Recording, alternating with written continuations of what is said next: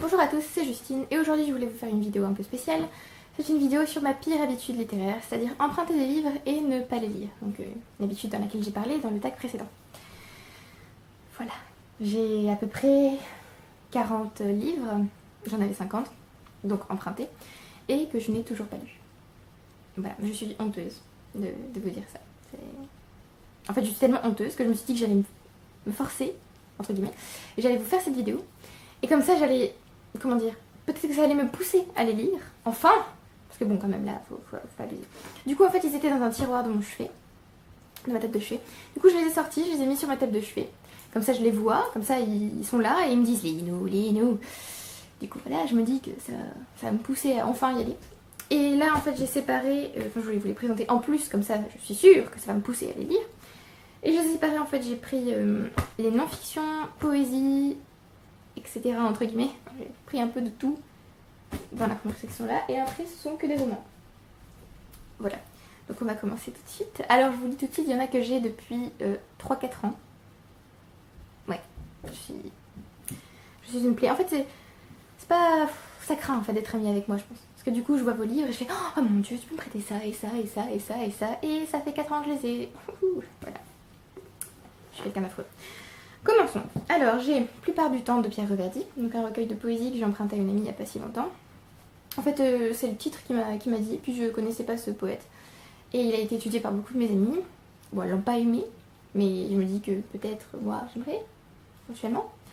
Parce que je sais que la plupart de mes amis ne sont pas trop réceptives à la poésie et que moi j'aime plutôt ça. Du coup on verra bien. Mais j'ai encore lu aucun poème. Voilà. Ensuite j'ai Ghost Stories de Montague Rhodes James, que j'ai emprunté aussi il n'y a pas si longtemps. Celui-là je sais que je vais le lire vers octobre, vers Halloween, tout ça, parce que ce sont des petites histoires de fantômes gothiques. Du coup voilà. Et elles sont très courtes en fait. Il y en a 31. Donc je sais que ça, je sais quand je vais lire ce livre.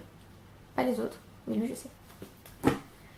Ensuite j'ai Miss Harriet de Maupassant, un petit recueil de nouvelles, donc il y a 12 contes et nouvelles, voilà. Je l'ai vu chez un ami, j'ai dit mais attends, je ne connais pas ce Maupassant. Tu l'as lu? Non, bon bah prête-le-moi, moi je vais le lire, allez. Donc voilà, il est là. Et non, toujours pas. Voilà. En fait je me suis rendu compte que j'avais beaucoup de recueils de nouvelles et de poésie, enfin de recueils de poèmes, tout ça. Et qu'en ce moment en fait je ne lisais pratiquement que des romans. Voilà, en fait de toute l'année là j'ai pratiquement lu aucun recueil de poésie et aucun recueil de nouvelles. C'est scandaleux. Il faut que ça change, il faut que je lise... au moins faire, ou alors faire comme Mercedes qui a une chaîne YouTube également. Sa chaîne s'appelle Mercy Bookish Musings, je crois. Mais je vous mettrai le lien dans la description. Alors elle a décidé de prendre 3 livres, donc un roman, un recueil de poésie et je crois une non-fiction, mais j'en suis pas sûre. Et elle les lit tous les 3 ensemble et quand elle a envie de changer, voilà. Ça c'est pas mal parce que comme ça en fait on peut lire une nouvelle par-ci par-là. Parce que moi je me force à lire les recueils de nouvelles comme ça, c'est pas toujours une très bonne idée.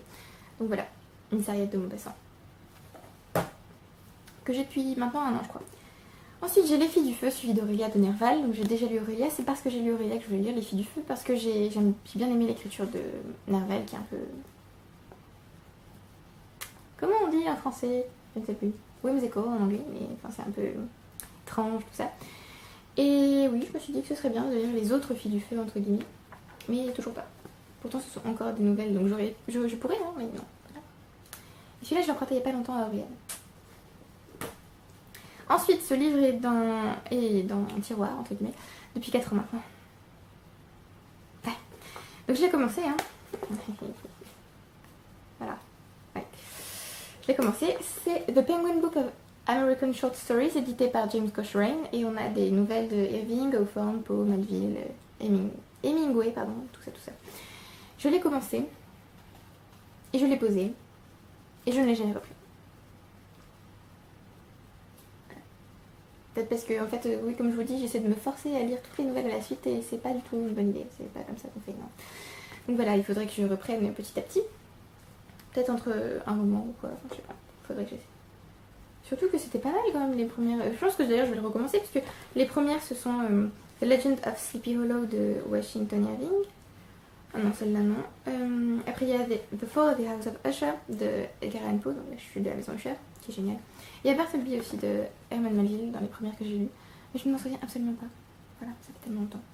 Donc voilà. Ensuite, j'ai Atala et René de Chateaubriand, parce que je n'ai jamais lu Chateaubriand et que quand j'ai vu qu'une amie l'avait, d'ailleurs je l'ai emprunté il n'y a pas longtemps celui-là, donc ça va.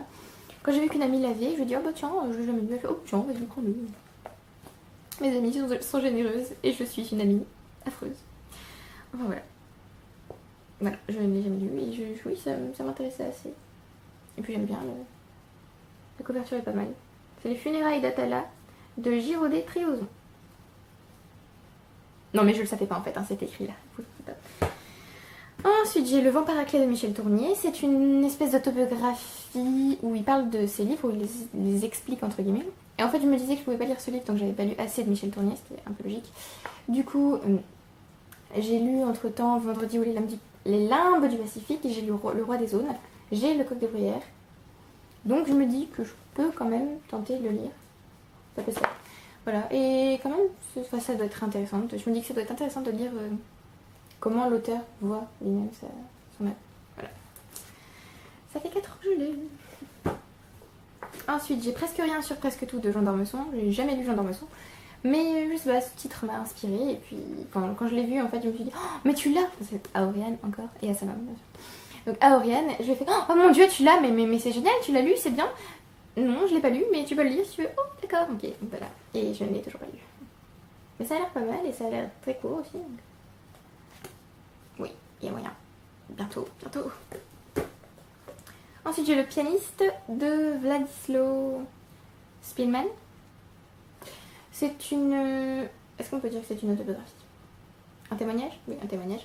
Sur la Seconde Guerre mondiale, puisque cette personne, dont je ne retirerai pas le nom, sinon je risque encore de le massacrer, était un pianiste, il était juif et il a été, comment dit-on ça? Oui, c'est un officier allemand en fait qui l'a protégé et l'a sauvé. Donc voilà, c'est son histoire. J'ai aucune excuse pour pas le lire, hein. J'allais dire oui, mais c'est parce que ça va être dur de lire ça, mais non, en fait, je n'ai aucune excuse. Voilà. Et en plus, ça fait très longtemps que je veux le lire parce que je sais qu'il y a un film et du coup, je voulais voir le film. Et... ensuite, j'ai Le Coran. Oui, que j'ai emprunté et que j'ai commencé d'ailleurs, je suis arrivée là. Mais bon, c'est pas un livre qui se lit comme ça. C'est un livre, on se calme, on le recommence, enfin on le recommence, on le reprend, tout ça. Voilà, donc je l'ai commencé, c'est déjà bien. Je l'ai commencé il y a pas longtemps en plus. Ouais, parce que j'ai envie de découvrir un peu le texte originel, on va dire. Ensuite, j'ai Mémoire d'Adrien de Marguerite Yourcenar. Parce que j'ai jamais lu Marguerite Yourcenar et que j'adore l'histoire antique, tout ça, et que je me suis dit, les Mémoires d'Adrien, ça a l'air pas mal ça. Ça a l'air pas mal. Et puis voilà, j'ai aussi vu que Marguerite Yourcenar avait traduit des poèmes grecs qu'elle a publiés sous le titre La couronne et la lyre, et j'ai très envie de lire ce recueil. Mais du coup, avant, je vais lire ça, puisque je l'ai. Là, ici. Voilà. Et enfin, dans la non-fiction, / nouvelle, / poésie, / j'ai Paris, musée du XXIe siècle, le 10e arrondissement de Thomas Clair. C'est en fait une espèce d'enquête, enfin je sais pas si on peut dire une enquête. En fait c'est surtout qu'il va dans le 10e arrondissement, il note le nom des places, tout ça. Et il dit, enfin il parle en fait, en gros. Si j'ai bien compris. Mais en fait il décrit la ville en fait. Donc, il commence par le 10e arrondissement, c'est ça. Voilà, donc en fait c'est un peu voir musée comme un Paris. Voir Paris comme un musée, et ça m'intéressait bien. D'ailleurs il y a un autre livre de Thomas Clair qui m'intéresse, ça s'appelle Intérieur, et c'est la description de son intérieur justement.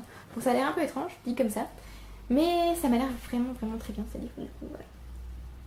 J'ai hâte de le lire. Et puis je pense aussi qu'on peut s'arrêter en lisant ce livre, puisque c'est pas non plus c'est pas un roman, donc en fait j'ai plus de mal à m'arrêter dans les romans qu'à m'arrêter dans les nouvelles, tout ça, ce qui est normal. Donc là on passe au roman, et là il y a 2 piles, donc voilà. Allez vous chercher un petit truc à boire et pester contre moi qui suis une affreuse amie. Alors j'ai emprunté Pamela de Samuel Richardson.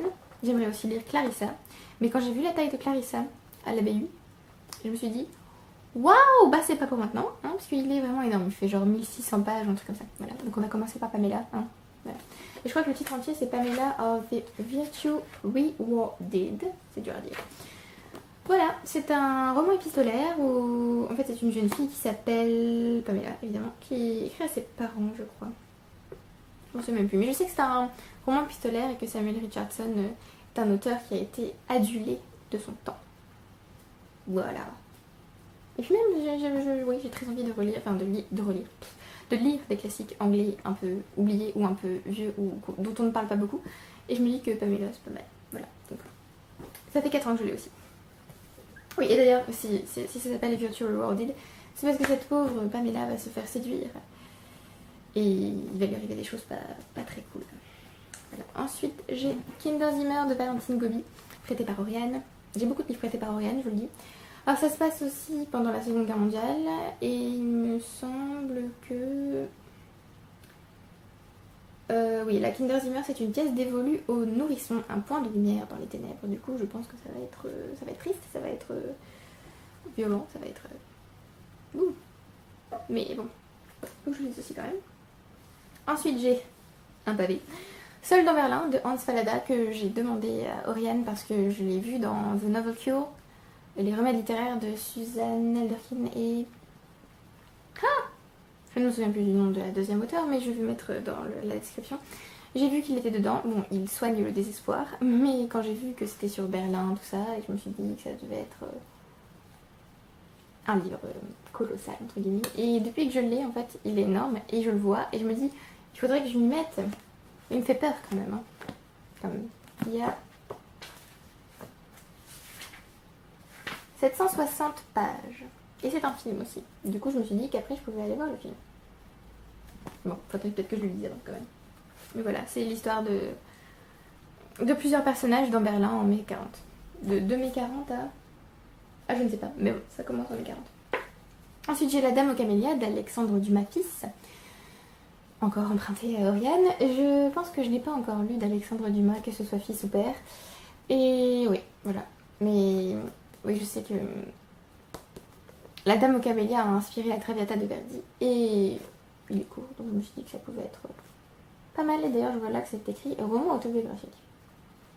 Je ne savais pas. Du coup, voilà. Il faudrait peut-être que je m'y mette. Mon premier Alexandre Dumas. Ensuite, j'ai... Bon, alors là... C'est un ami qui m'a prêté ce livre qui s'appelle Faux de J.M. Kazi. Mais en fait, c'est un autre de ses amis qui lui a donné. Et en fait, il avait arraché la couverture. Donc, voilà. Voilà. Je trouve ça tellement triste. Enfin bref, c'est une réécriture de Robinson Crusoe. Et oui, il faudrait peut-être que je lise Robinson Crusoe avant de lire ça. Et j'ai déjà lu Vendredi ou Les Larmes du Pacifique, qui est aussi une réécriture de Robinson Crusoe. Avant de lire Robinson Crusoe. Parce que je suis logique. Voilà, mais j'ai Robinson Crusoe, donc peut-être que j'essaierai de lire Robinson Crusoe et ensuite Faux. Pour enfin pouvoir le rendre. J'ai aussi emprunté à la même personne Le Guépard de Giuseppe Tomasi di Lampedusa. Et en lisant l'arrière, je me suis dit oui, ça a l'air intéressant. Et puis en fait, la couverture ne m'inspire pas. Voilà. Pourtant, ce livre est aussi dans The Novel Cure. Et je crois qu'il guérit le manque d'appétit. Donc si jamais à un moment donné j'ai faim, ou plutôt je n'ai plus faim, je lirai Le Guépard. Mais voilà, je ne sais plus trop de quoi ça parle. C'est l'aristocratie italienne, oui. Oui, en fait, en gros, je crois que c'est le déclin d'un personnage qui s'appelle Le Guépard, qui est le prince de Salina. Voilà, donc on verra bien. Ensuite, j'ai The Dubliners de James Joyce. Je me suis dit que ça pouvait être sympa de commencer à lire Joyce autrement que par Ulysse, qui est énorme, qui fait peur. Du coup, oui, Dubliners, que j'ai emprunté à une amie qui est tout petit et que je n'ai toujours pas lu. Et qui est dans cette magnifique édition Penguin English Library. C'est pour ça que je lui ai emprunté en fait, parce qu'il était trop beau. Je l'ai vu, je fais oh mon dieu, mais tu l'as. Et elle a vu à ma tête que j'allais lui emprunter. J'ai ensuite Charlotte Collins de Jennifer Beckton, qui est en fait une espèce de suite de Pride and Prejudice, de Orgueil et Préjugés, mais du point de vue de Charlotte, qui épouse le révérend Collins. Je ne suis pas du tout, comment dire, je n'ai jamais lu ce genre de livre, en fait, c'est pas mon truc. Mais ma cousine m'a dit, mais tiens, lis quand même Charlotte Collins parce qu'il est vachement bien fait, et puis c'est intéressant de lire sa vie, et puis si t'as aimé Orgueil et Préjugés, je pense que t'aimeras celui-là. Du coup, voilà, je l'ai, mais je ne l'ai pas encore lu. Parce que, ouais, comme je dis, la romance, c'est pas mon truc, et du coup, j'ai peur de pas aimer. Mais il faudra quand même que je lise. Rien que pour le rendre, déjà. Et enfin dans cette pile, j'ai Endgame, l'appel de James Frey et Niels Johnson Shelton, que j'ai au moins depuis 5 ans celui-là. Et qui est un peu impressionnant, mais qui doit être vachement bien. Je sais que ma deuxième cousine n'a pas réussi à le lire. Donc j'espère que j'y arriverai. Parce qu'apparemment il était trop compliqué et ça partait un peu dans n'importe quoi et du coup voilà.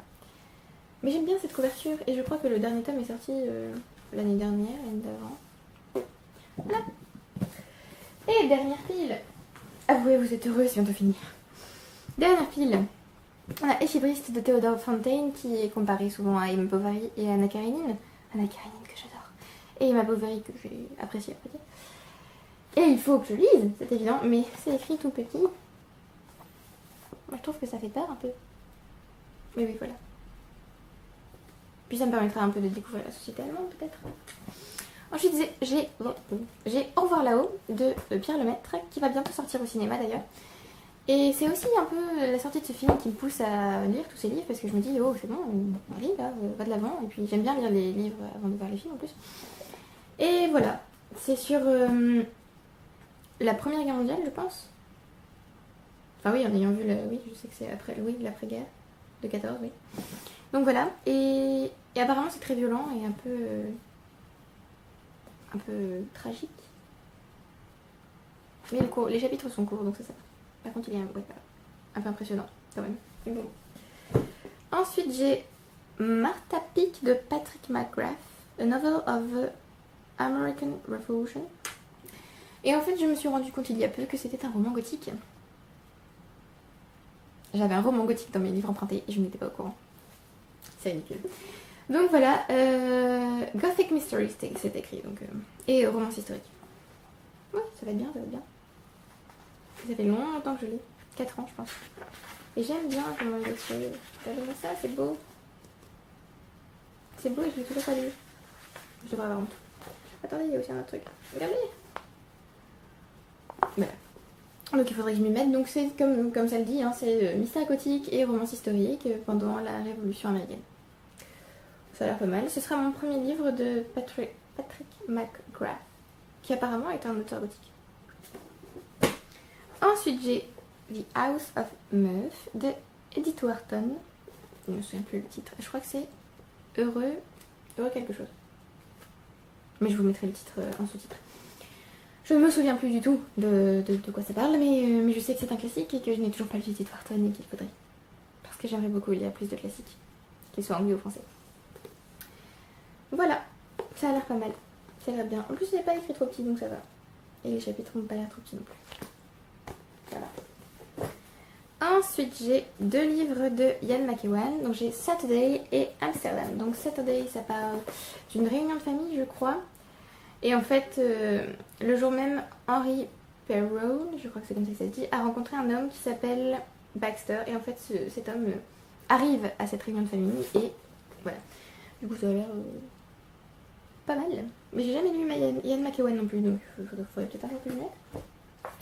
Et Amsterdam, là, c'est une femme qui meurt et 2 de ses, comment dire, de ses anciens amants ou amoureux, si on peut dire, discute de sa mort, tout ça, et apparemment il se passe quelque chose. Enfin, il découvre des choses, tout ça. Enfin, voilà. Mais en plus ils sont courts, donc ça devrait aller. Et les 4 derniers, tous empruntés à Oriane. J'ai Le Grand Secret de René Barjavel.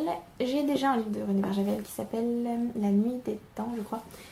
Et j'ai vu Le Grand Secret, je me suis dit tiens, ça me fera un deuxième Barjavel si jamais j'aime vraiment beaucoup La Nuit des Temps ou quoi. Et voilà, je pense que je vais d'ailleurs commencer par Le Grand Secret, commencer par La Nuit des Temps. C'est pas écrit trop petit, j'aime, et les chapitres n'ont pas l'air trop gros.